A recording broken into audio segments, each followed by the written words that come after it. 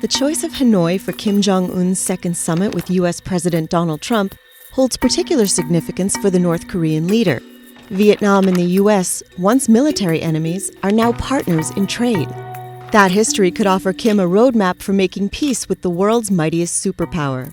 And Kim is reported to have already discussed Vietnam-style reforms to transform his country's dilapidated economy. This is your Bloomberg QuickTake on why North Korea is looking for lessons from Vietnam. Vietnam has much in common with North Korea.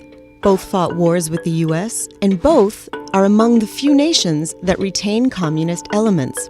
In the 80s, both had poor-performing state-led economies and experienced the shock of aid and trade loss when the Soviet Union fell. But how they responded set them on different paths. The Vietnamese government introduced market-led economic reforms, downsized its military, improved relations with the U.S., and opened itself to the world for aid, investment, and trade.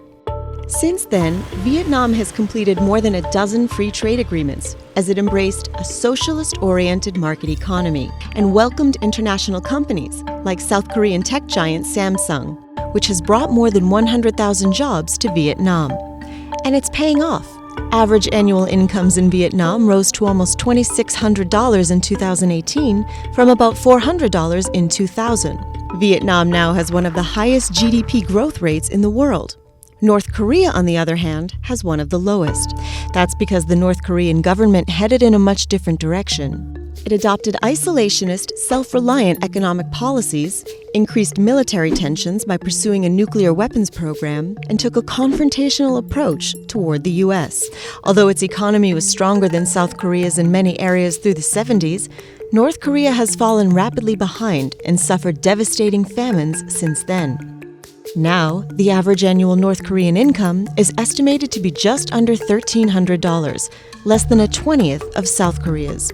But there's a glimmer of hope for the crumbling North Korean economy. Kim has declared a new strategic line which prioritizes economic development. This includes improving relations with the international community and opening special economic zones. Since Kim took power in 2011, the number of these zones, designated to promote manufacturing and trade, has increased fivefold to 27. In 2018, he started visiting country leaders, starting with Xi Jinping in China, followed by many other diplomatic trips. Kim's regime seems intent on an economic turnaround, and Vietnam offers a route to follow. The country even sent its foreign minister to North Korea with the message that it stands ready to share its experience.